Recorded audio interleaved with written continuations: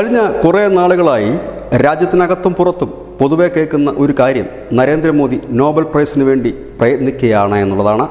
അദ്ദേഹത്തിന് Nobel prize കിട്ടുമോ ഇല്ലയോ എന്നുള്ള ചോദ്യവും പല കോണിൽ നിന്ന് ഉയരുന്നു. നരേന്ദ്രമോദി എന്നല്ല, ഈ രാജ്യത്തെ ഏത് പൗരനും നോബൽ പ്രൈസ് കിട്ടിയാൽ സന്തോഷിക്കുന്ന ഒരു ജനതയാണ് ഈ രാജ്യത്തുള്ളത്. അതല്ല കാര്യങ്ങളിലേക്ക് കടന്നു വരാം. നോബൽ പ്രൈസിന് വേണ്ടി മോദി എന്തെങ്കിലും ചെയ്യുന്നുണ്ടോ എന്ന് ചോദിച്ചാൽ ഇല്ല എന്ന് തന്നെ പറയേണ്ടി വരും.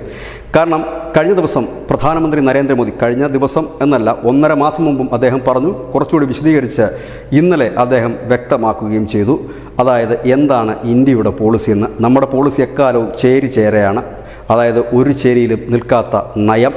ഇപ്പോഴും നരേന്ദ്രമോദി ആ നയം തന്നെയാണ് പറയുന്നത്, തങ്ങൾ ആരുടെയും പക്ഷത്തല്ലാന്ന്. പക്ഷേ 2014 മുതൽ നരേന്ദ്രമോദി അധികാരത്തിലേറിയതിനു ശേഷം അദ്ദേഹം പോളിസിയിൽ ഒരു ചെറിയ വ്യത്യാസം വരുത്തി.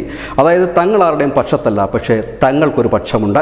അത് കുറച്ചുകൂടി വ്യക്തമായി അദ്ദേഹം വ്ളാഡിമിർ പുടിനുമൊത്തുള്ള സന്ദർശനത്തിൽ ആ ഒരു രണ്ടുപേരും ചേർന്ന് നടത്തിയ പ്രസ് മീറ്റിൽ അദ്ദേഹം കുറച്ചുകൂടി വ്യക്തമായി പറഞ്ഞു. അതായത് എൻ്റെ രാജ്യത്തെ ജനങ്ങൾക്ക് ഗുണപ്പെടുന്ന എന്തും താൻ ചെയ്യും. അതായത് അമേരിക്ക റഷ്യയ്ക്ക് ഉപരോധം പ്രഖ്യാപിച്ചപ്പോൾ റഷ്യയിൽ നിന്നും കൂടുതൽ എണ്ണ വാങ്ങി നമ്മുടെ ജനത്തിന് മാത്രമല്ല, നമ്മളിവിടെ അത് സംസ്കരിച്ച് മറ്റു രാജ്യങ്ങൾക്കും കയറ്റുമതി ചെയ്യുന്ന ഒരു എണ്ണ സംസ്കരിച്ച് വിൽപ്പന നടത്തുന്ന ഒരു രാജ്യമായി നാം മാറി. അങ്ങനെ വിവിധ ഇടങ്ങളിൽ നിന്ന് ആരുടെയും ഉപരോധത്തിൽ നാം പിന്നോട്ടും പോയില്ല. നമ്മുടെ രാജ്യത്തിന് ആവശ്യമുള്ളത്, അല്ലെങ്കിൽ നമ്മുടെ ജനതയ്ക്ക് ലാഭകരമായതെല്ലാം ചെയ്തുകൊണ്ടാണ് ഈ പ്രധാനമന്ത്രി പറഞ്ഞത്, നമ്മൾ ആരുടെയും പക്ഷത്തല്ല, പക്ഷെ നമുക്കൊരു പക്ഷമുണ്ട്. ഇന്ത്യൻ ജനതയുടെ ആവശ്യങ്ങൾക്ക് അവർക്ക് സഹായകരമായി എന്ത് ലഭിക്കുമോ, വില കുറഞ്ഞ എന്ത് സാധനം, എണ്ണയാണെങ്കിൽ അത് താങ്കൾ വാങ്ങിയിരിക്കും എന്നാണ് അമേരിക്കയ്ക്ക് അദ്ദേഹം നൽകിയ മറുപടി. ഇപ്പോഴേതായാലും അദ്ദേഹം ഉക്രൈനിലെത്തിയിരിക്കുന്നു. ഉക്രൈനിലെത്തുമ്പോഴാണ് ആദ്യം ചോദിച്ച ചോദ്യം, അതായത് നോബൽ പ്രൈസ് മോദിക്ക് കിട്ടുമോ എന്നുള്ള ചോദ്യം വലിയ രീതിയിൽ ഉയരുന്നത്. നോബൽ പ്രൈസിന് വേണ്ടിയിട്ടാണ് മോദി ഇതൊക്കെ ചെയ്യുന്നത് എന്നുള്ള ഒരു വലിയ കമൻറ്റ് ഉയരുന്നത്. ഇവിടെ ശ്രദ്ധേയമായ ഒരു കാര്യമുണ്ട്.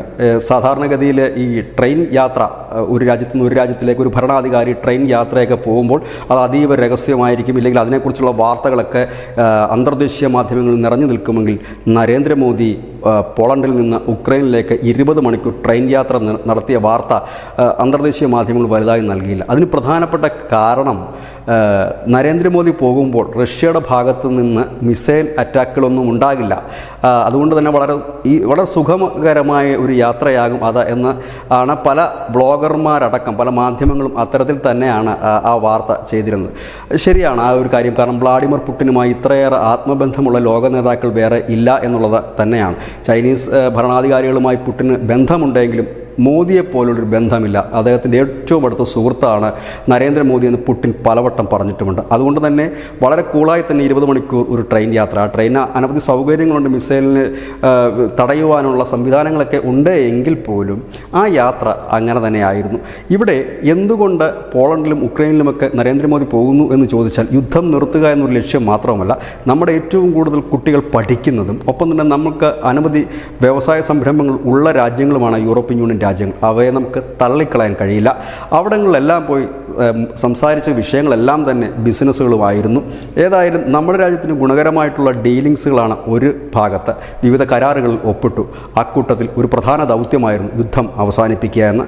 ഇന്ത്യയുടെ നിലപാട് നരേന്ദ്രമോദി പലവട്ടം വ്യക്തമാക്കിയിട്ടുണ്ട്. അതായത് യുദ്ധമുഖത്ത് വെടിയുണ്ടകൾക്ക് നടുവിൽ സമാധാനമുണ്ടാകില്ല. അതുകൊണ്ട് തന്നെ യുദ്ധം അവസാനിപ്പിച്ച ശേഷം നമുക്ക് ചർച്ച നടത്താം. ഏതായാലും ഉക്രൈനും റഷ്യയും യുദ്ധം ചെയ്ത് തളർന്നിരിക്കുന്നു. അവർക്ക് പിന്തുണ നൽകുന്നവരും തളർന്നിരിക്കുന്നു. ഇനി ആവശ്യം ഒരു റെസ്റ്റാണ്, ഒരു ചെറിയ ബ്രേക്കാണ്. അത്രമാത്രം നാം കരുതിയാൽ മതി. യുദ്ധം എന്നേക്കുമായി തീർന്നുവെന്ന് നാം കരുതരുത്. അങ്ങനെ കരുതിയ നാം വിഡ്ഢികളുടെ കൂട്ടത്തിലായിരിക്കും. കാരണം ലോകാവസാനം വരെ യുദ്ധങ്ങളുണ്ടാകും, ഒരിടത്തല്ലെങ്കിൽ മറ്റൊരിടത്ത്. ഏതായാലും നിലവിൽ ഉക്രൈനും റഷ്യയുമായിട്ടുള്ള ആ യുദ്ധത്തിന് ഒരു താൽക്കാലിക വിരാമമിടുവാൻ മോദിക്ക് കഴിയും എന്ന് തന്നെയാണ് ലോകം വിശ്വസിക്കുന്നത്. എന്തുകൊണ്ടത് വിശ്വസിക്കുന്നു എന്ന് ചോദിച്ചാൽ, ഒരു കാലത്ത് ലോക പോലീസായ അമേരിക്കയ്ക്ക് പോലും ഇന്ന് പലയിടത്തും ഒന്നും ചെയ്യാൻ കഴിയാത്ത സാഹചര്യം. അവിടെയാണ് അമേരിക്കയ്ക്ക് പോലും പരസ്യമായി പറയേണ്ടി വന്നത്, പ്രധാനമന്ത്രി നരേന്ദ്രമോദി ഇടപെട്ടാൽ മാത്രമേ ഈ വിഷയം അവസാനിപ്പിക്കാൻ കഴിയൂ, അദ്ദേഹത്തിന് മാത്രമേ യുദ്ധം അവസാനിപ്പിക്കാൻ കഴിയൂ. ഐക്യരാഷ്ട്രസഭയിലടക്കം നമ്മളെ പിന്നിൽ നിന്ന് കുത്തിയ ഉക്രൈൻ്റെ ഭരണാധികാരി സെലൻസ്കി ഒടുവിൽ പറഞ്ഞത്, മോദി ഇടപെടണം, ഈ പ്രശ്നങ്ങൾ അവസാനിപ്പിക്കണം, യുദ്ധം അവസാനിപ്പിക്കണമെന്ന്. അതായത് ലോക നേതാക്കളുടെ പട്ടികയിൽ പിന്നാമ്പുറത്തൂടെ കയറിയ നേതാവല്ല മോദി. അദ്ദേഹം ജനമനസ്സുകളിൽ സ്വാധീനമുറപ്പിച്ചിട്ടുണ്ട്. ലോക നേതാക്കളുടെ മുൻപിൽ ഒരു ഇച്ഛാശക്തിയുള്ള ഭരണാധികാരിയാണെന്ന് തെളിയിച്ചതിൻ്റെ ഫലമായിട്ടാണ് സെലൻസ്കി അപകട സമയത്ത് നിലവിളിച്ചപ്പോഴും പറഞ്ഞത്, ഇന്ത്യ ഭരണം രക്ഷിക്കണമെന്ന്. പലവട്ടം കാശ്മീർ വിഷയത്തിൽ അടക്കം നമുക്കെതിരെ നിലപാടെടുത്തൊരു രാജ്യമാണ്. അവിടേക്കാണ് നരേന്ദ്രമോദി ചെല്ലുന്നത്. ചോദിക്കുന്നത്. ഇവിടെ എന്തുകൊണ്ട് മോദി ഒരു പ്രധാനപ്പെട്ട കേന്ദ്രബിന്ദുവായി മാറുന്നു എന്ന് ചോദിച്ചാൽ അദ്ദേഹത്തിന് ഇവരുമായുള്ള അടുപ്പം, എല്ലാ രാജ്യങ്ങളുമായി നല്ല ബന്ധമാണ്. എല്ലാ രാജ്യത്തെ പരമോന്നത ബഹുമതികളെല്ലാം പ്രധാനമന്ത്രി നരേന്ദ്രമോദിക്ക് ലഭിച്ചു കഴിഞ്ഞു. ഇനി ഒരുപക്ഷെ ലഭിക്കാനുള്ളത് നോബൽ പ്രൈസ് മാത്രമായിരിക്കാം. നോബൽ പ്രൈസ് കിട്ടിയാലും കിട്ടിയില്ലെങ്കിലും അദ്ദേഹം ജനമനസ്സുകളിൽ എന്നും സ്വാധീനമുള്ള നേതാവ് തന്നെയായിരിക്കും. ഉക്രൈൻ്റെയും റഷ്യയുടെയും മാത്രമല്ല പല രാജ്യങ്ങളുടെയും. ഏതായാലും നരേന്ദ്രമോദിക്കെന്നല്ല, ഇന്ത്യയിലെ ഏതു പൗരനും നോബൽ സമ്മാനം ലഭിച്ചാൽ സന്തോഷിക്കുന്ന ഒരു ജനത തന്നെയാണ് ഇവിടെ. അത് നമ്മുടെ പ്രധാനമന്ത്രിക്കായാൽ മധുരമൽപ്പം കൂടുമെന്ന് മാത്രം. ഇത് തന്നെയാണ് ന്യൂസ് മലയാളത്തിൻ്റെ ഇന്നത്തെ പോയിൻ്റ്. നന്ദി, നമസ്കാരം.